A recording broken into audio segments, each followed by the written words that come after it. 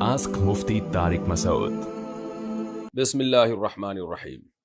کیا نماز میں پہلے سے سورت سوچ کر پڑھنا جائز ہے؟ جی بالکل پڑھ سکتے ہیں۔ پہلے سے سوچ لیں کہ آج میں نے پہلی رکعت میں کون سی سورت پڑھنی ہے، دوسری میں کون سی پڑھنی ہے، کوئی حرج نہیں ہے اس میں۔ جاوید پٹیل انڈیا سے، میں 3 بچوں کی شادی ایک ساتھ کر رہا ہوں۔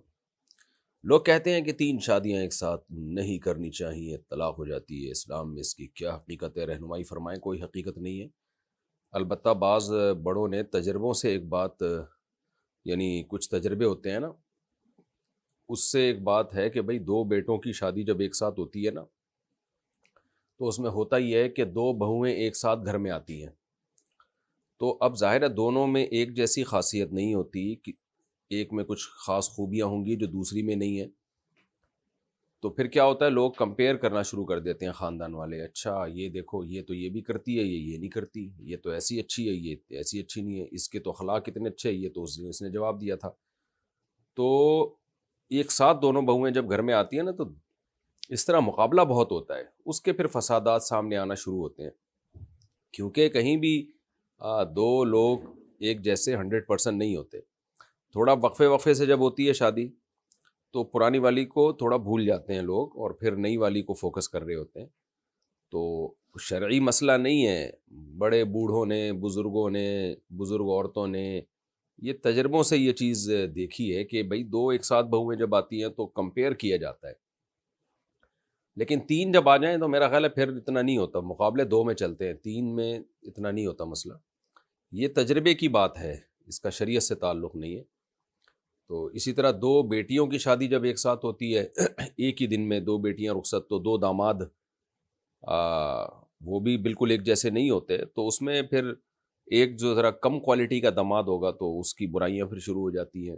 یہ تجربے کی بات ہے، اور ویسے بھی آج کل اتنا جوائنٹ فیملی والا سسٹم رہا نہیں ہے، ایک داماد ادھر رہتا ہے، دوسرا ادھر رہتا ہے، آنا جانا بھی کم ہوتا ہے آج کل۔ شادی کریں جلدی سے جس طرح ممکن ہو۔ باقی 2 بیٹوں کی ایک ساتھ شادی اور 2 بہویں ایک ہی گھر میں آ رہی ہوں جوائنٹ فیملی میں، اس میں تھوڑے مسائل کا خطرہ ہوتا ہے، اس لحاظ سے جو میں نے آپ کو بتایا کہ لوگ پھر کمپیئر کر رہے ہوتے ہیں۔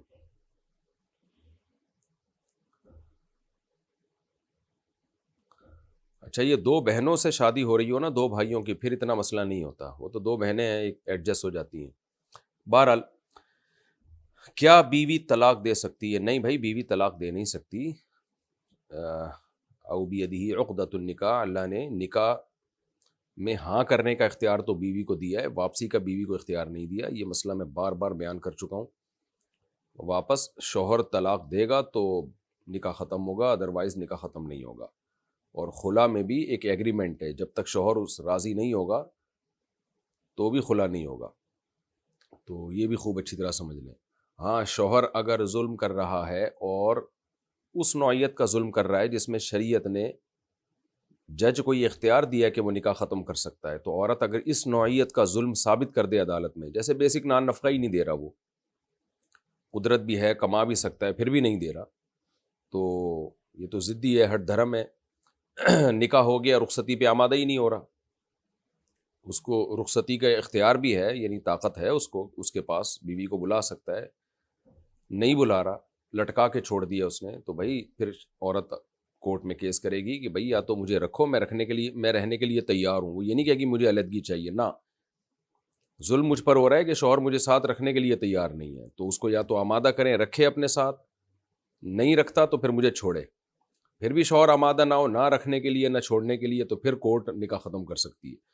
تو کچھ مخصوص انواع کے ظلم ہیں، وہ ظلم اگر عورت ثابت کر دے تو پھر اس میں بھی ایسا نہیں ہے کہ جج ایک دم ٹھک کر کے نکاح ختم کر دے، اس میں بھی ایک شرعی پروسیس ہے، اس سے گزرنا پڑے گا۔ تو آج کل کچھ بھی نہیں ہو رہا، عدالتیں بس ایسے اٹھا کے خلا کی ڈگریاں پکڑا رہی ہیں، اور بعض مذہبی اسکالر جو علم ہے ہی نہیں بیچاروں کے پاس، پراپر وے میں شریعت کو پڑھا نہیں ہے، وہ انہی ججز کو پروموٹ کر رہے ہیں، ان کے خلوں کو ٹھیک بھی قرار دے رہے ہوتے ہیں۔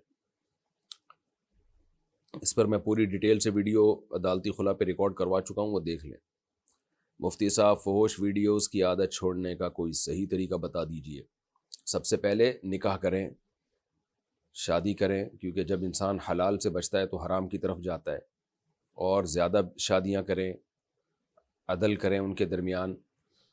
اللہ تعالیٰ نے مرد میں ڈیزائر زیادہ رکھی ہیں، اس زمانے میں تو زیادہ ضرورت ہے خواتین کو بھی، کیونکہ ان کو رشتے نہیں مل رہے، اور مردوں کو بھی کیونکہ ان کی شہوت کو بڑھانے والے بھڑکانے والے ذرائع بہت زیادہ ہیں، زنا کی طرف بھی بلانے والی چیزیں بہت زیادہ ہیں۔ تو اس لیے سب سے پہلا حل جو اللہ اس کے رسول نے بتایا، نکاح۔ دوسری بات یہ، بہت سے لوگ شادی کے بعد بھی نہیں چھوڑتے، یہ ٹھڑک ہوتی ہے ان میں، تو کسی شیخ سے باقاعدہ اصلاحی تعلق قائم کریں، تبلیغ میں 4 مہینے کے لیے نکل جائیں، کسی اللہ والے کی صحبت میں بیٹھیں۔ خاص طور پر یہ جو فحش چیزیں دیکھنے کی جن کو عادت پڑی ہے نا، حضرت فیروز میمن صاحب ہیں، حضرت حکیم اختر صاحب رحمہ اللہ تعالیٰ کے اجل خلفاء میں سے ہیں، ان کی صحبت میں جا کے بیٹھیں۔ کے پی کے میں حضرت پیر مختار الدین شاہ صاحب ہیں، ان کی صحبت اختیار کریں، وہاں جا کے رہیں، خانقاہ میں ٹائم گزاریں ان کے ساتھ۔ اور بھی ہمارے مشائخ اکابر بزرگ ہیں، جامع الرشید میں حضرت مولانا قاسم صاحب ہیں، حضرت مفتی رشید احمد صاحب رحمہ اللہ تعالیٰ کے خلیفہ، ان کے سے اصلاحی تعلق قائم کریں۔ میرے شیخ مرشد ہیں حضرت مفتی عبدالرحیم صاحب، لیکن ان کے پاس وقت نہیں ہے، تو وہ جو ہے، ورنہ بڑے اللہ والے بزرگ ہیں، وہ ان کی صحبت اختیار کریں، لیکن کیونکہ اب وہ زیادہ مصروف ہیں تو شاید وہ اپنے مریدوں کو، میرا خیال ہے آسانی سے وہ بیعت بھی نہیں کریں گے، کیونکہ وہ ٹائم نہیں دے پاتے تو پھر بیعت بھی نہیں کرتے۔ تو مولانا قاسم صاحب ہیں، فیروز میمن صاحب ہیں، یہ سارے حضرت مختار الدین شاہ صاحب ہیں، ان لوگوں کی صحبت میں، بزرگوں کی صحبت میں جا کے بیٹھیں، ٹائم گزاریں، تبلیغ میں وقت لگائیں۔ یہ دوسرا کام ہو گیا۔ تیسرا کام کیا کرنا ہے؟ جب بھی گناہ ہو جائے اپنے اوپر کوئی سزا متعین کریں، اپنے آپ کو ایسے چھوڑے نہیں، اور یہ ایک دم سے نہیں چھوٹے گا، آہستہ آہستہ یہ گناہ چھوٹے گا۔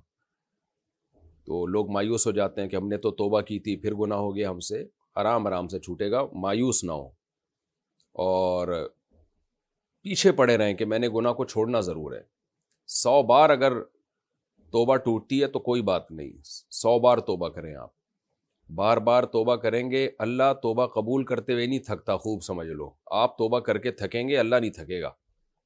مسئلہ سارا یہ ہوتا ہے کہ انسان توبہ کرتا ہے، پھر شیطان اس سے گناہ کروا دیتا ہے، تو وہ کہتا ہے بے یار میرے بس کا نہیں ہے۔ او بھائی جان، آپ لڑتے رہو شیطان سے، آپ پیچھے پڑے رہو، گناہ ہو گیا توبہ کرو، اور اپنے اوپر سزا بھی متعین کریں، روزے کے ذریعے یا صدقہ خیرات کے ذریعے۔ وہ سزا بہت زیادہ بھی نہ ہو اور بہت ہلکی بھی نہ ہو کہ پتہ ہی نہ چلے کہ کوئی سزا دی ہے۔ تو صدقہ کر دیا کریں، کہ اپنے اوپر لازم نہ کریں، نہیں قسم یا اٹھا کے یا منت مان کے، وہ بڑی اور ایک مصیبت میں پھنس جائیں گے۔ تو عزم کریں پکا کہ اگر مجھ سے یہ گناہ ہوا تو میں اتنی رقم صدقہ کروں گا، یا میں اتنے روزے رکھوں گا، یا میں اتنی رکعت 24 گھنٹے سے پہلے نماز پڑھوں گا۔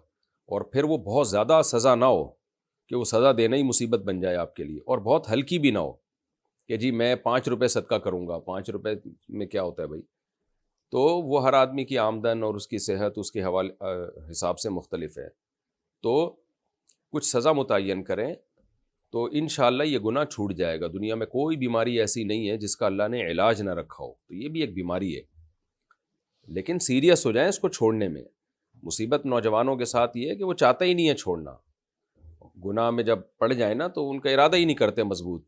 تو ارادہ کریں، اللہ کی طرف آئیں، نماز روزے میں دل لگائیں، یہ چند چیزیں ہیں جو اختیار کریں۔ اور پھر چوتھی بات یہ کہ جو ڈاکٹرز ہوتے ہیں نا، سائیکالوجسٹ وغیرہ، ان سے بھی رابطہ کیا جا سکتا ہے، جو صحیح میچور ڈاکٹرز ہوں، تو وہ بھی کچھ ایسے طریقے بتا دیتے ہیں جس سے اس گناہ کی جو عادت جو ہے وہ چھوٹ جاتی ہے۔ لیکن 3 پہلی جو چیزیں ہیں اس کو زیادہ فوکس کرنا پڑے گا آپ کو، کسی شیخ سے باقاعدہ اصلاحی تعلق، اور یا تبلیغ جماعت میں وقت لگانا، یا بلکہ سب سے پہلے نکاح کرنا، نکاح میں جلدی کریں، 1 سے زیادہ بیویاں رکھیں، ان کے حقوق بھی پورے کریں، اپنے خرچے پہ کریں وہ، لیکن ان کے اپنے حقوق بھی پورے کریں۔ دوسری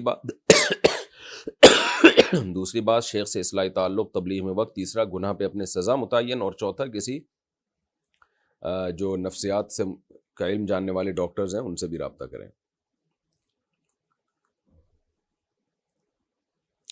نماز میں ہاتھ ناف کے اوپر باندھنے چاہیے یا نیچے؟ خوب سمجھ لیں، نماز میں دایاں ہاتھ بائیں ہاتھ پہ رکھنا ہے، اس پر تو صحیح حدیث ہے، ہاتھ رکھنا کہاں ہے؟ سینے پہ رکھنا ہے، ناف پہ رکھنا ہے، ناف کے اوپر رکھنا ہے، ناف کے نیچے رکھنا ہے. کسی کے پاس کوئی صحیح حدیث نہیں ہے اس میں. مرفوع صحیح حدیث کی بات کر رہا ہوں، یعنی براہ راست نبی صلی اللہ علیہ وسلم سے سند متصل کے ساتھ. کوئی بے غبار حدیث کسی کے پاس بھی نہیں ہے، نہ اہل حدیث کے پاس، نہ احناف کے پاس. تو اب اس میں آثار ہیں، آثار جو صحابہ تابعین کے ہوتے ہیں، تو اور تواتر عملی ہے. تو اس لیے جو متواتر عمل چلتا چلا آ رہا ہے جو چاروں ائمہ کے ہاں ہیں، وہ کسی نے ناف پر کہا، کسی نے ناف سے تھوڑا سا اوپر کہا. تو یہاں جو جیسے ہمارے اہل حدیث بھائی رکھتے ہیں، تو اس پر تو کوئی روایت بھی موجود نہیں اور عمل بھی موجود نہیں ہے امت کا. یہ ہماری رائے ہے، باقی اس مسئلے میں جھگڑے پھڈے نہ کریں.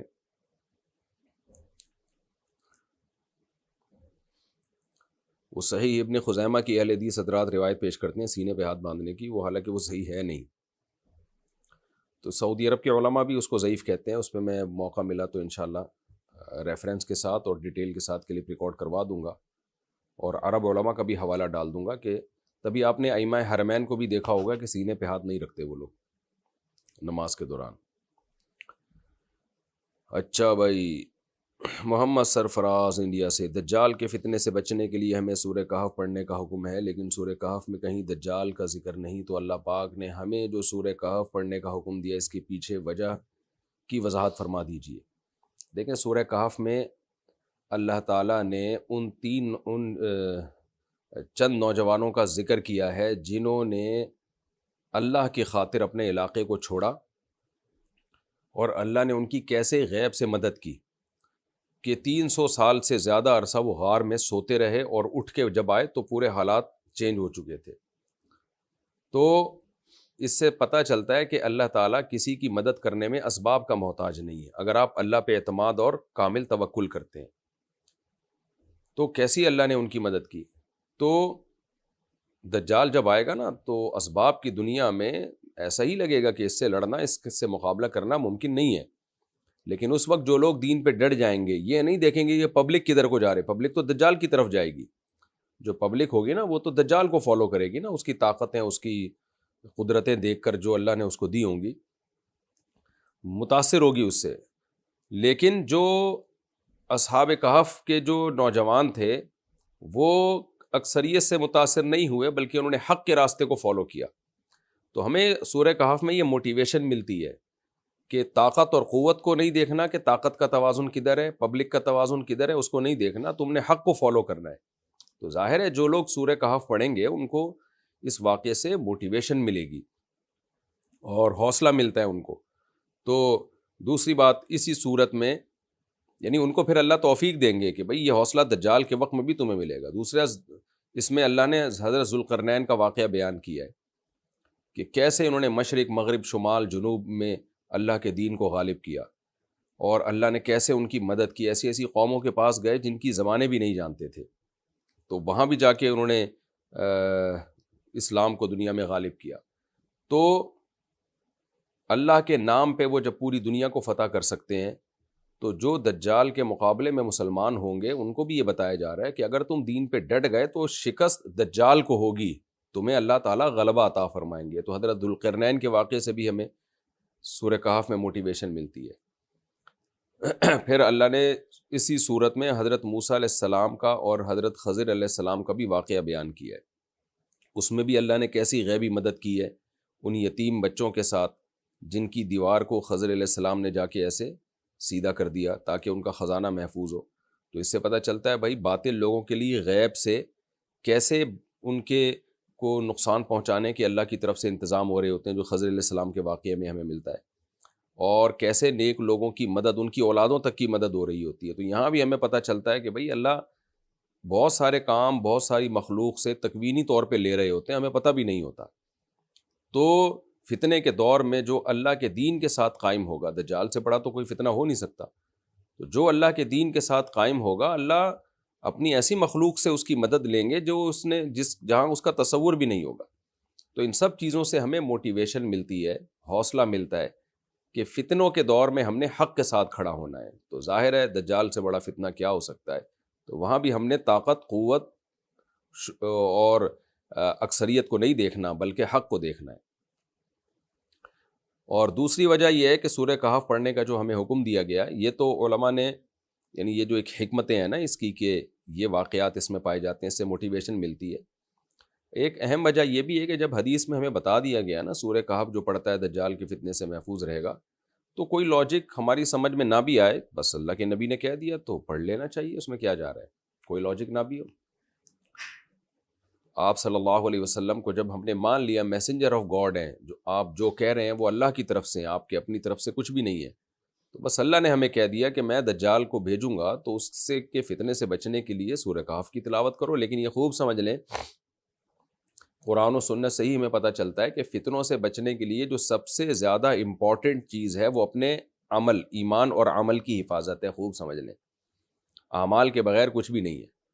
یہ ایسے ہی ہے جیسے ہمیں بتایا جاتا ہے کہ عذاب قبر سے بچنے کے لیے سورہ ملک ہے، تو اس کا یہ مطلب نہیں کہ آپ کبیرہ گناہ کرنا شروع کر دیں اور صرف سورہ ملک پڑھ لیا کریں آپ، کیونکہ سورہ ملک میں ہی اللہ نے ہمیں گناہوں سے بچنے کا حکم دیا ہے۔ تو سب سے پہلے جس چیز کو اسلام نے فوکس کیا ہے وہ ہے اعمال، خوب سمجھ لو۔ تو آج کل کیا ہوتا ہے، 27ویں رات کو مر گئے تو جنت میں، بھائی پہلے اعمال ہیں، اس کے بعد 27ویں رات کو موت ہونا بھی ایک فضیلت کی چیز ہے، جمعے کے دن موت ہونا بھی ایک فضیلت کی چیز ہے، لیکن سب سے پہلے عمل ہے، عمل، سب سے پہلے عمل کے بارے میں سوال ہوگا۔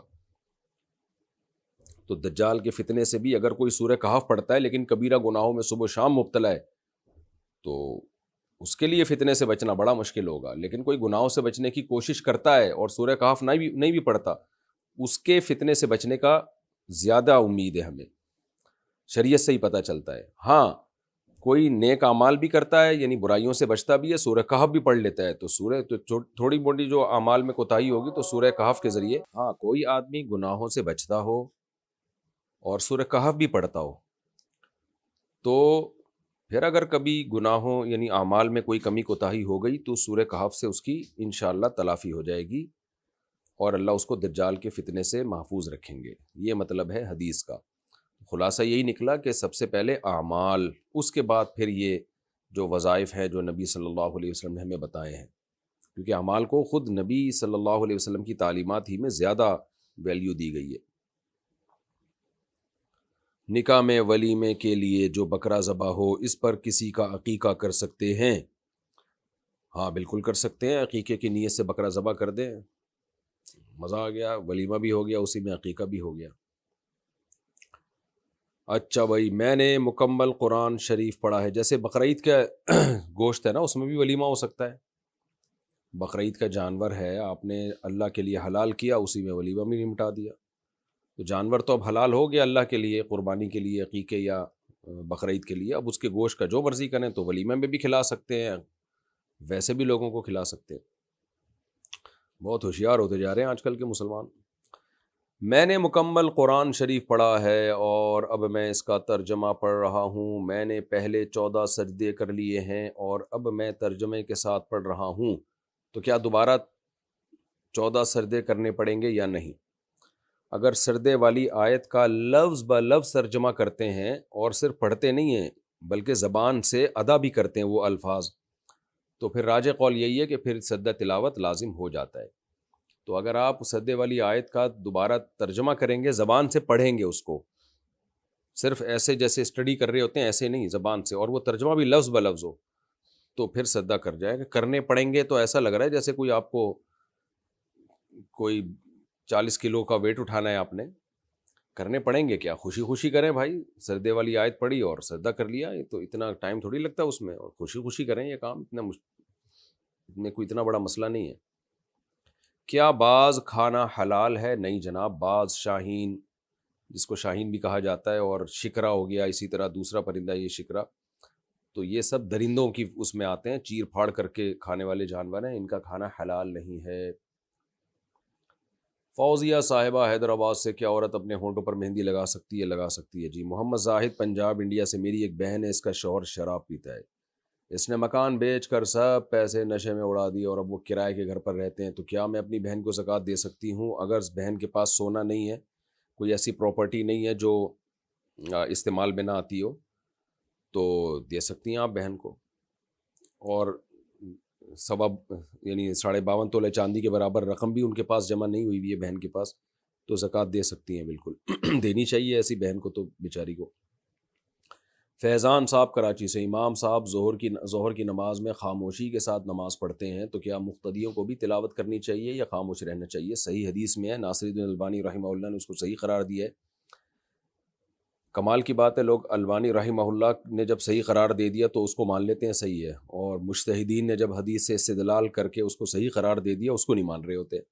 حیرت کی بات ہے۔ خیر، تو حدیث کے الفاظ ہے، من کان لہ امام فقراءۃ الامام لہ قراءۃ، جس شخص کا کوئی امام ہو، امام کی قراءت مقتدی کے لیے کافی ہے۔ تو یہ حدیث جہری نمازوں کے بارے میں بھی ہے، سری نمازوں کے بارے میں۔ حدیث میں فرق نہیں ہے کہ یہ صرف جہری کے بارے میں، سری کے بارے میں نہیں ہے۔ تو اس لیے اس حدیث کی بیس پر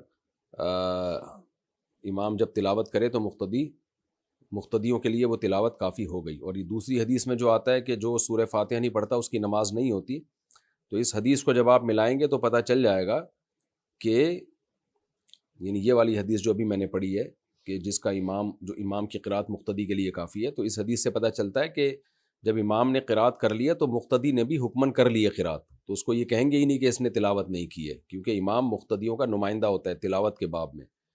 تو اس لیے اس پر یہ حدیث کا اطلاق نہیں کیا جا سکتا کہ جو قرات نہیں کرتا اس کی نماز نہیں ہوتی۔ بھائی امام نے جب قرات کر لی ہے تو مقتدی نے قرات کر لی ہے۔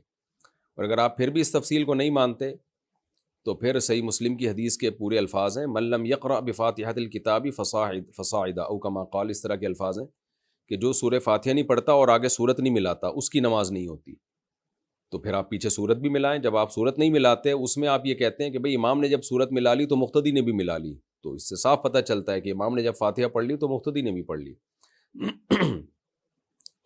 محمد دلشاد یو پی انڈیا سے، میرے والد کا انتقال ہو گیا اور دادا دادی کا پہلے ہی انتقال ہو گیا تھا۔ ہم 6 بھائی اور 4 بہنیں ہیں، اور والدین اور والد کی وراثت 5 کروڑ ہے، تو سب کا وراثت میں کیا حصہ ہوگا، کس کو کتنا ملے گا؟ والد کا انتقال ہوا، دادا دادی کا پہلے ہو گیا تھا، تو ظاہر ہے اب والد کے والدین کا حصہ تو گیا، اب رہ گئے 6 بھائی 4 بہنیں والدہ۔ تو دیکھیں آپ کی وراثت 5 کروڑ ہے نا، اس 5 کروڑ کو آپ نے ڈیوائڈ کرنا ہے 8 سے، تو جو جواب آئے گا وہ حصہ ہوگا آپ کی والدہ کا، یعنی آپ کے والد صاحب کی بیوہ کا۔ 5 کروڑ کو آپ نے 8 سے ڈیوائڈ کیا، یہ 12.5%، 12.5% نکلتا ہے، تو وہ ہو جائے گا آپ کی والدہ کا۔ تو والدہ کا حصہ نکالنے کے بعد جو بھی بچ جائے 5 کروڑ میں سے، جب آپ 8واں حصہ نکال کے جو بچے گا، تو آپ ہیں 6 بھائی اور 4 بہنیں، 6 دونی 12، 13، 14، 15، 16، جو بچے اس کو 16 پہ ڈیوائڈ کر دیں، جو جواب آئے وہ ایک بہن کا حصہ ہوگا، اس کا ڈبل بھائی کا حصہ ہوگا۔ پھر بھی آرام نہ آئے تو قریبی معالج سے رجوع کریں، مطلب یہ کہ پھر بھی اگر جواب سمجھ میں نہ آئے تو کسی قریبی مفتی سے رجوع کریں جو آپ کے علاقے کے قریب رہتے ہوں۔ میرا خیال سمجھ میں آ گیا ہوگا۔ یو پی انڈیا میں بہت سارے مدارس ہیں۔ محمد فردین حیدرآباد سے، انڈیا سے، حیدرآباد انڈیا، کیا اسلام میں MLM کمپنی یعنی نیٹ ورک مارکیٹنگ بزنس جائز ہے یا نہیں؟ جائز نہیں ہے، اس کے کئی دفعہ میں جواب دے چکا ہوں، اور اس کے ناجائز ہونے کی وجہ بھی کئی دفعہ بیان میں کلپ میں بتا چکا ہوں، جائز نہیں ہے یہ۔ اچھا میرے بھائی تمنا انصاری انڈیا سے، جب عورت نماز پڑھ رہی ہو اور وہاں پر غیر محرم موجود ہوں تو کیا چہرے اور ہتھیلیوں کا پردہ لازم ہے؟ جی بالکل لازم ہے، جوان عورت کے لیے تو پردہ چہرے پہ ڈال کے نماز پڑھیں۔ وہ مرسلین غازی آباد، میرا ڈاؤن لوڈنگ کا کام ہے، میری ایک چھوٹی سی دکان ہے جس میں میں مووی ڈاؤن لوڈ کر کے پیسے کماتا ہوں، کیا یہ میرے لیے جائز ہے؟ کہاں سے جائز ہو گیا؟ اگر ایسی مووی ہے جو ڈاکومنٹری ہے کوئی، یا یہ کہ کوئی معلوماتی کوئی سائنسی کوئی پروگرام پر مشتمل مووی ہے، وہ تو ٹھیک ہے، یعنی اس سے پیسے کمانا جائز ہے۔ باقی جو مووی ہوتی ہیں فلموں ڈراموں کی، یہ حرام ہے اس سے پیسے کمانا۔ کیا بڑا جنازہ جنتی ہونے کی نشانی ہے؟ حدیث میں بشارت دی گئی ہے جس کے جنازے میں زیادہ لوگ شریک ہو، لیکن یہ جو بشارت ہے یہ اس کی حیثیت وہی ہے جو جیسے کسی عمل پہ جنت کی بشارت ہوتی ہے۔ تو تمام حدیثوں کو جب سامنے رکھا جائے، تبھی کبھی بھی ایک حدیث کو سامنے رکھ کے فیصلہ نہیں کیا جاتا، تمام حدیثوں کو سامنے رکھ کے فیصلہ کیا جاتا ہے۔ جو سب حدیثوں کو سامنے رکھ کے فیصلہ کریں گے تو پتہ چلتا ہے کہ سب سے پہلے عمل ہے، اگر آپ کبیرہ گناہوں سے بچتے تھے تو آپ کے جنازے میں 2 آدمی بھی ہوں آپ کی بخشش ہو جائے گی، اور اگر آپ کبیرہ گناہوں سے نہیں بچتے تھے تو پوری دنیا بھی آپ کے جنازے میں آ گئی، آپ کی بخشش کا چانس بہت کم ہے، کیونکہ اللہ نے فرمایا کہ جو گناہ کر رہے ہیں ان کو اس کی سزا ملے گی۔ ہاں، اگر آپ کبیرہ گناہوں سے بچتے تھے، صغیرہ گناہ تھے اور جنازے میں بہت زیادہ لوگ شریک ہوئے، تو اللہ کی رحمت سے امید ہے کہ اس جنازے میں کی کثرت کی بیس پر، کیونکہ بہت زیادہ لوگ آپ کے لیے دعا مانگ رہے ہیں تو اس کی بہرحال فضیلت ہے، تو بخشش کا امکان بڑھ جاتا ہے ایسی صورت میں۔ لیکن سب سے پہلے بہرحال عمل ہے۔ میری نگاہ بہت کمزور ہے، بہت موٹا چشمہ لگا ہوا ہے، ڈاکٹر نے آپریٹ کا کہا ہے، اس آپریشن میں آنکھوں کے اندر جو لینس ہوتا ہے اسے نکال کر ڈاکٹر کے بنائے ہوئے لینس لگ جاتے ہیں، جس کا کوئی نقصان بھی نہیں ہے، تو کیا اللہ نے جو آنکھ میں یہ لینس بنایا ہے میرے لیے اسے نکال دینا جائز ہے؟ ڈاکٹر کو بھی اللہ نے ہی بنایا ہے، اور ڈاکٹر نے جو لینس بنایا ہے اس کو ریپلیس کرنے کے لیے وہ بھی اللہ کی حکم سے ہی ڈاکٹر نے بنایا، تو بیماری کا علاج شرعاً جائز ہے۔ اپنی باڈی میں کانٹ چھانٹ جب جائز نہیں ہے جب یہ زینت کے طور پر ہو، جیسے آپ کی موٹی ناک ہے، اللہ نے بنائی، کسی کی موٹی ناک کسی کی پتلی ناک ہوتی ہے، اب آپ اس کو خوبصورت بنانے کے لیے باریک بنا رہے ہیں، یہ حرام ناجائز ہے۔ 2 دانت ملے ہوئے ہیں، آپ اس میں گیپ پیدا کر کے حسن پیدا کرنا چاہ رہے ہیں، یہ ناجائز ہے، حرام ہے، حدیث میں صاف منع کیا گیا ہے، لعن اللہ المتفلجات، جو عورتیں اپنے دانتوں میں گیپ پیدا کرتی ہیں ان پر اللہ کی لعنت ہے، کیونکہ یہ تغییر خلق اللہ ہے، اللہ نے جو آپ کو باڈی سٹرکچر دیا ہے اس میں ایسے ڈینٹنگ پینٹنگ کہ وہ خدا کی تخلیق ہی آپ بدل ڈالیں، وہ ٹھیک نہیں ہے، حرام ہے۔ البتہ کسی عیب کو دور کرنا، جیسے ایکسیڈنٹ ہو گیا تو آپ کی الائنمنٹ آؤٹ ہو گئی، اس کو سیدھا کرنا، کوئی عیب پیدا ہو جائے تو اس کا تو علاج بالکل جائز ہے، کوئی تیزاب گر گیا تو پلاسٹک سرجری سے وہ اس عیب کو دور کرنا یہ بالکل جائز ہے، کیونکہ علاج اسی لیے ہوتا ہے کہ کوئی آپ کے اندر باڈی میں فالٹ پیدا ہو جائے تو اس فالٹ کو ٹھیک کرنے کا نام علاج ہے۔ تو اسی طرح اگر آپ کی نظر بہت کمزور ہے، اتنا موٹا چشمہ لگا ہوا ہے، تو ڈاکٹر کہہ رہے ہیں کہ یہ آپریشن کے ذریعے یہ چشمہ اتر جائے گا تو دوسرا لینس لگا دیں، تو اس میں کوئی حرج نہیں ہے، یا اس لینس میں کوئی لیزر ٹریٹمنٹ کے ذریعے اس کی ایڈجسٹمنٹ کو ٹھیک کر دیں، تو دونوں طرح سے جائز ہے۔ اکرم حسین انڈیا سے، مجھ سے میری بیوی نے اپنے آپ کو غلطی سے یہ کہا کہ ہاں مجھے نبی سمجھو، کیا اس سے نکاح پر کوئی فرق پڑا ہے یا نہیں؟ نہیں جی، کوئی نکاح پہ فرق نہیں پڑا، اس کا مطلب کوئی پیغمبر کی توہین نہیں ہوتی معاذ اللہ، اور نہ ہی اپنے آپ کو نبی بنانا ہوتا ہے، یہ طنزیہ ایک لہجہ ہے، کہ یہ طنزیہ لہجے میں نا کسی پہ طنز کرنے کے لیے کہ کوئی آپ کی بات کو ویلیو نہیں دے رہا ہوتا تو ایسے الفاظ کہے جاتے ہیں، لیکن پھر بھی توبہ استغفار کر لیں، آئندہ ذرا احتیاط کریں ایسے الفاظ استعمال کرنے میں۔ اعظم گڑھ، اگر کوئی جھوٹا قرآن اٹھا لے تو اس کا کیا کفارہ ہے؟ بہت بڑا جرم ہے میرے بھائی، قرآن اٹھا کے جھوٹی قسم اٹھانا، پتہ نہیں کیا ہوتا ہے، اس کا کوئی کفارہ نہیں ہے۔ کفارہ مستقبل کی قسم کا ہوتا ہے کہ آپ نے قسم اٹھائی یہ کروں گا اور آپ نے نہیں کیا، یا یہ نہیں کروں گا اور کر لیا، تو اس کا کفارہ ہوتا ہے کہ 10 غریبوں کو 2 ٹائم کا کھانا کھلانا۔ تو اس طرح کی جو قسم اٹھاتے ہیں ماضی کی کسی بات پر، یہ کبیرہ گناہ ہے، اس کا کفارہ یہی ہے کہ بس آپ بتا دیں بھائی میں نے جھوٹی قسم اٹھائی تھی، میں توبہ استغفار کرتا ہوں اور اللہ مجھے معاف کرے۔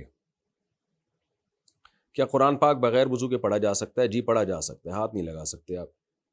چھپکلی کا پاخانہ پاک ہے یا نہیں؟ کیا باتیں کر رہے ہو میرے بھائی، مسجد میں میرے پیر کے نیچے چھپکلی کا پاخانہ لگ گیا تو کیا صورت میں مجھے دوبارہ وضو کرنا ہوگا؟ نہیں جی، دوبارہ وضو نہیں کرنا ہوگا، پاؤں دھو لیں۔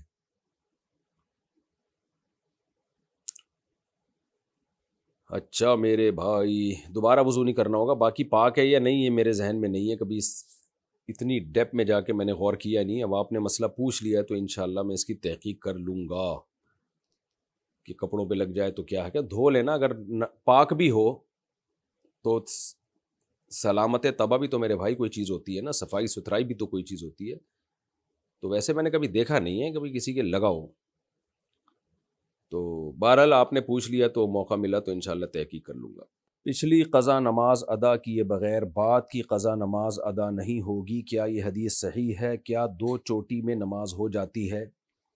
دیکھیں کوئی صاحب ترتیب ہونا جس کے ذمے قضا نمازیں باقی نہ ہوں تو پھر اگر اس کی نمازیں قضا ہوں تو پہلے قضا نماز پڑھے گا، اس کے بعد ادا نماز پڑھے گا، ورنہ اس کی نماز نہیں ہوگی۔ یہی حنابلہ کا مذہب ہے، امام احمد بن حنبل کا، یہی احناف کا ہے۔ اس بارے میں شوافع اور مالکیہ کی کیا رائے ہے وہ میرے علم میں اس وقت نہیں ہے، اور ان حضرات کا استدلال غزوہ خندق والی حدیث سے ہے جس میں آپ صلی اللہ علیہ وسلم کی نمازیں قضا ہوئیں تو آپ نے ترتیب سے ان نمازوں کو لوٹایا ہے کہ پہلے پہلی نماز، پھر اس کے بعد دوسری نماز، پھر تیسری، پھر چوتھی، اس طرح سے آپ صلی اللہ علیہ وسلم نے. تو اس سے پتہ چلتا ہے کہ ترتیب اس میں واجب ہے، کیونکہ نبی صلی اللہ علیہ وسلم کے عمل میں اصل یہی ہے کہ ہمیں حکم دیا گیا ہے کہ لقد کان لکم فی رسول اللہ اسوۃ حسنہ. تو جب تک اس کی مخالفت کی دلیل نہ ہو تو اس حدیث سے ہمیں ترتیب ہی کا پتہ چل رہا ہے. واللہ اعلم. اگر شوہر اپنی بیوی کو یہ کہہ دے کہ میری اجازت کے بغیر گھر سے باہر نکلی تو میری طرف سے طلاق، کیا میں اپنی یہ بات واپس لے سکتا ہوں؟ نہیں، واپس نہیں لے سکتے. آپ یوں کہہ سکتے ہیں کہ تمہیں ہمیشہ کے لیے میری اجازت ہے کہ گھر سے باہر نکل سکتی ہو، تاکہ اجازت کے بغیر نکلنے کا تصور ہی ختم ہو جائے اور پھر کبھی بھی اس سے اجازت سلب بھی نہ کریں. یہی ہو سکتا ہے. دوسرا طریقہ یہ بھی ہو سکتا ہے کہ اگر زندگی میں پہلے کبھی بیوی کو طلاق نہ دی ہو، یعنی پہلے کبھی طلاق نہ دی ہو، تو ہے یہ طریقہ، یہ ہیلا کہ زوجہ کو ایک طلاق بائن دے دیں. طلاق بائن کا مطلب ہے کہ طلاق ایک ہو اور نکاح اس سے ختم ہو جائے، اور پھر بیوی عدت پوری گزارے، یعنی 3 مینسز عدت مکمل ہو، اور اس کے بعد پھر آپ بیوی کو یعنی اس کو منع کریں کہ تم نے میری یعنی گھر سے نہیں نکلنا، اور بیوی آپ کی اجازت کے بغیر نکل جائے.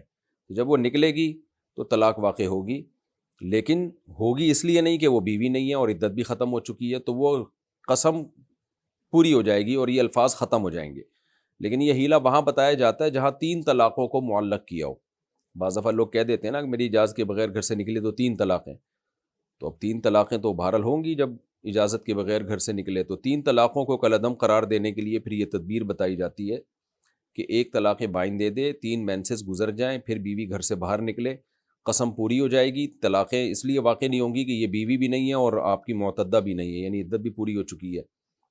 تو وہ الفاظ پھر قسم پوری ہو جائے گی، پھر دوبارہ نکاح کریں، پھر اگر وہ بغیر اجازت گھر سے نکلی تو طلاق واقع نہیں ہوگی. لیکن آپ نے تو چونکہ ایک طلاق کا کہا ہے تو یہ اس میں یہ تدبیر کی ضرورت نہیں ہے، اور یہ کارگر کوئی فائدہ نہیں ہے اس کا، کیونکہ جب آپ طلاق دیں گے تو ہو ہی جائے گی. بات پیچیدہ ہو گئی. خلاصہ یہ کہ اب چونکہ ایک طلاق ہے، بیوی اگر آپ کی اجازت کے بغیر گھر سے باہر نکلی تو ایک طلاق بہرحال واقع ہوگی. یہ الفاظ ریورس نہیں ہو سکتے، الا یہ کہ آپ پھر یہ کہہ دیں کہ میں نے تمہیں ہمیشہ کے لیے اجازت دی ہے گھر سے باہر نکلنے کی، اور یہ اجازت کبھی سلب کرے ہی نہیں، اس سے چھینے ہی نہیں، تاکہ جب نکلے اجازت سے ہی نکلے. وہ تو منہ سے نہ کچھ اچھے الفاظ ادا کر لینے چاہیے میرے بھائی. طلاقوں کو کھیل تماشا مت نہیں بنانا چاہیے. اللہ نے جہاں بھی طلاق کے حکام بیان کیے ہیں، کیا اللہ نے طلاق کے حکام بیان کر کے کہا کہ اللہ کی آیات کو مذاق مت بناؤ، تو کچھ اور دھمکی دے دیتے. یہ کیا ضرورت ہے طلاق کو بیچ میں لانے کی؟ بہت سے لوگ جہالت میں یہ سب کچھ کر رہے ہوتے ہیں. سمیر صاحب انڈیا سے، اگر پیشاب کے 1-2 قطرے نکل جائیں تو کیا ناپاک ہو جاتے ہیں؟ اگر وہ پھیلے نہیں ہیں زیادہ شلوار پہ تو وہ ناپاک تو ہوتے ہیں، مگر اس میں نماز ہو جاتی ہے. تو ناپاکی اگر پھیل جائے نا 1 درہم کے بقدر، جو ہتھیلی کی گہرائی کے بقدر اتنی ناپاکی پھیل جائے گی، تو اس کو ہم کہیں گے کہ معتد بھی ناپاکی ہے. یہ یعنی قلیل مقدار ناپاکی کی معاف ہے، اور اس کی دلیل ہے ما جعل علیکم فی الدین من حرج. کیونکہ اگر بہت معمولی مقدار بھی ناپاکی کی اگر ناپاک ہی سمجھی جائے تو پھر تو ہم جب پیشاب کرتے ہیں معمولی سے چھینٹے اس میں بھی لگ جاتے ہیں، تو کیا شلواریں ہی دھوتے رہیں گے بیٹھ کے؟ تو اس لیے مجتہدین نے اجتہاد کیا ہے کہ بہت معمولی سے اگر نجاست کپڑوں پہ لگی ہو تو وہ اس کو دھونا ضروری نہیں ہے.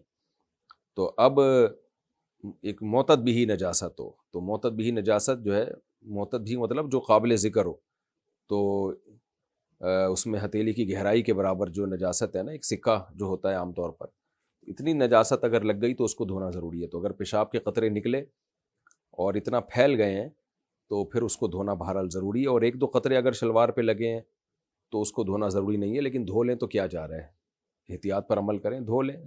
کوئی زیادہ ٹائم تھوڑی لگتا ہے، تھوڑا سا نلکے کے نیچے رکھیں، ہلکا سا رگڑ دیں، بس پاک ہو جائے گا وہ. اور اس کے مسئلے کے دلائل کیا ہیں یہ کسی اور کلپ میں ریکارڈ کروا چکا ہوں، سرچ کریں گے تو نکل آئے گا. کیا ہاتھ سے جانور کی یا کارٹون کی تصویر بنانا جائز ہے؟ نہیں، جائز نہیں ہے، حرام ہے. حافظ حسین برما سے، فرض نماز کے بعد دعا کرنا. ہاں، ڈیجیٹل تصویر کی میں بات نہیں کر رہا، جو پرنٹڈ تصویر ہوتی ہے اس کی بات کر رہا ہوں. فرض نماز کے بعد دعا کرنا کیسا ہے؟ فرض نماز کے بعد نبی صلی اللہ علیہ وسلم سے جو دعا ثابت ہے وہ وظیفوں کی صورت میں ثابت ہے، متعین کلمات ہیں، تو متعین کلمات ادا کرنے چاہیے۔ اللہم انت السلام ہے، آیت الکرسی ہے، یہ اس طرح کے کلمات جو ہیں۔ باقی تفصیلی دعا سنتوں کے بعد مانگیں۔ یہ جو فرائض کے بعد ہمارے ہاں ہاتھ اٹھا کر دعا کرنا اور اجتماعی دعا کرنا، اس کا ہمیں حدیث میں یعنی صحابہ تابعین کے دور میں اور دور نبوی میں ہمیں ثبوت نہیں ملتا۔ لیکن مسجدوں میں فتنہ فساد نہ پھیلائیں، اگر کوئی امام دعا مانگ رہا ہے تو چپ کر کے بیٹھے رہیں۔ مسجدوں میں فتنہ پھیلانا زیادہ گناہ ہے بنسبت دعا مانگنے کے۔ اور دعا مانگنے کو ہم برا نہیں کہہ رہے، لوگ اعتراض کرتے ہیں لو بھائی دعاؤں پر بھی پابندی لگ رہی ہے، دعاؤں پہ پابندی نہیں ہے۔ ایک عمل کو اپنی طرف سے سنت قرار دینے پر پابندی ہے، تو دعا کبھی بھی مانگیں، نماز کے بعد مانگیں، نماز سے پہلے مانگیں، جب دل چاہے مانگیں، لیکن اس عمل کو آپ سنت قرار نہ دیں۔ جس عمل کا دور نبوی میں ہمیں ثبوت نہیں ملتا، سنت قرار نہ دیں آپ اس کو، اور جو نہیں کرتا اس پہ ملامت نہ کریں۔ اگر کسی نے ایک دفعہ اذان دی ہو تو کیا وہ قیامت میں مؤذنوں میں سے اٹھایا جائے گا؟ نہیں، مؤذن کا مطلب تو یہی ہے جو متبادر ہوتا ہے، جو اذان دینے کا جس کا معمول ہو، جیسے بلال حبشی تھے رضی اللہ عنہ۔ سلمہ صاحبہ سہارنپور انڈیا سے، کیا فجر کی 2 سنت جماعت سے پہلے پڑھنا ضروری ہے؟ اگر جماعت کھڑی ہو گئی تو سنت بعد میں پڑھ سکتے ہیں، سنت بعد میں اشراق کے وقت پڑھ سکتے ہیں، فوراً بعد نہیں۔ حدیث میں جو آتا ہے فرض کے بعد 2 سنت، تو اس بات سے مراد ہے اشراق کے وقت۔ عبداللہ بن عمر سے یہ بات ثابت ہے۔ اچھا بھائی، تو اس لیے فجر کی نماز سے پہلے ہی سنتیں پڑھا کریں۔ عورتیں صف اول کا ثواب کیسے حاصل کریں؟ خواتین کو صف اول میں ثواب ہی نہیں ہے، حدیث میں آتا ہے کہ مردوں کے لیے سب سے بہترین صف پہلی صف ہے اور بدترین صف آخری صف، اور خواتین کے لیے سب سے بدترین صف پہلی صف اور سب سے بہترین صف آخری صف۔ تو اگر کہیں خاتون مسجد میں جماعت سے نماز پڑھ رہی ہوں تو سب سے آخری صف میں کھڑے ہونے میں ان کو ثواب زیادہ ملے گا۔ عبد المعیز انڈیا سے، کیا بینک لون پر کسٹمر کو پرانی موٹر سائیکل دلوانا جائز ہے؟ نہیں بھائی، سودی قرضہ کیوں کسٹمر کو دلوا رہے ہیں؟ سودی قرضہ دلوانے میں تعاون کرنا بھی حرام ہے۔ زبان کی حفاظت کس طرح کی جائے؟ زبان کی حفاظت اس طرح کی جائے کہ روزانہ مسواک سے زبان کو اچھی طرح صاف کیا جائے، جراثیم سے پاک کیا جائے۔ اچھا خیر سوری، زبان سے آپ کی مراد ہے جو ہم بولتے ہیں۔ دیکھیں، زبان کی حفاظت نبی صلی اللہ علیہ وسلم نے ارشاد فرمایا کہ 2 چیزوں کی جو ضمانت مجھے دے دے میں اس کو جنت کی ضمانت دیتا ہوں، ایک شرمگاہ کی اور ایک زبان کی، کہ ان دونوں کا غلط استعمال نہیں کرنا۔ تو زبان کی حفاظت کیا ہے؟ غیبت سے بچانا زبان کو، اور زبان کو جو ہے چغلی سے بچانا، فسادی باتوں سے بچانا، بلا تحقیق باتیں آگے نقل کرنا۔ آپ صلی اللہ علیہ وسلم نے فرمایا کہ سب سے زیادہ جہنم میں لے جانے والی چیز جو ہے نا وہ زبان کی کھیتی ہے، او کما قال صلی اللہ علیہ وسلم، یعنی تباہ کرنے والی۔ حدیث کا مفہوم بیان کر رہا ہوں کہ زبان بہت چیزیں کاٹتی ہے، تو اس لیے جب بھی کوئی الٹی بات زبان سے ہونا، اپنے اوپر جرمانہ متعین کریں، جرمانہ متعین کریں کہ جب بھی کوئی الٹی بات زبان سے نکلے گی اتنے پیسے صدقہ کروں گا۔ اور روایت میں آتا ہے من صمت نجا، جو خاموش رہ گیا وہ نجات پا گیا۔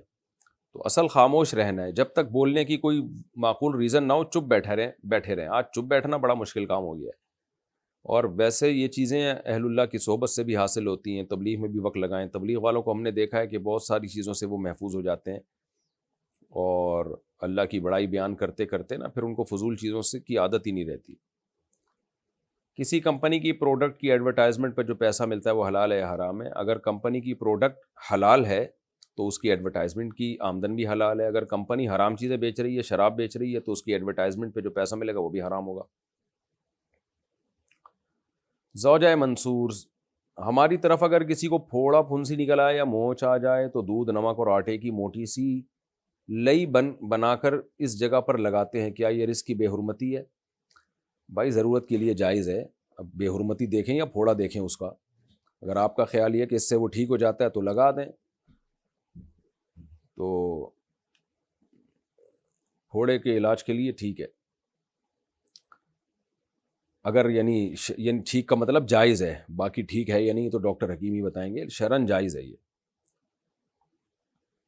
وہ جو پھوڑا نکلا ہوا ہے وہ انسانیت کی بے حرمتی نہیں ہو رہی اس پھوڑا نکلنے سے جو اس میں پیپ بھر گئی ہے۔ حیدر علی شاہ، کیا میں والدین کی اجازت کے بغیر جہاد کی تربیت کے لیے جا سکتا ہوں؟ مجھے شہادت کی موت حاصل کرنے کا شوق ہے، اس بارے میں قرآن و حدیث کے ذریعے بتا دیے۔ جہاد جب فرض عین ہو جائے تو ماں باپ کی رضا ضروری نہیں ہے، پھر اس میں ماں باپ کی مرضی کے بغیر بھی جانا جائز ہے، لیکن یہ فیصلہ کرنا کہ کہاں شرعی جہاد ہو رہا ہے کہاں نہیں ہو رہا، یہ آپ خود سے فیصلہ نہ کریں، کیونکہ بہت ساری تنظیمیں نوجوانوں کے جذبات کو غلط استعمال کر کے غلط جگہوں پر لے جاتی ہیں، غلط لوگوں کا اعلی کار بنا دیتی ہیں۔ تو صرف گیٹ اپ سے متاثر نہ ہو، جب دنیا میں کوئی ڈیزاسٹر ہوتا ہے، کوئی بھی مسائل ہوتے ہیں تو بہت 2 نمبر لوگ اس میں پڑ جاتے ہیں۔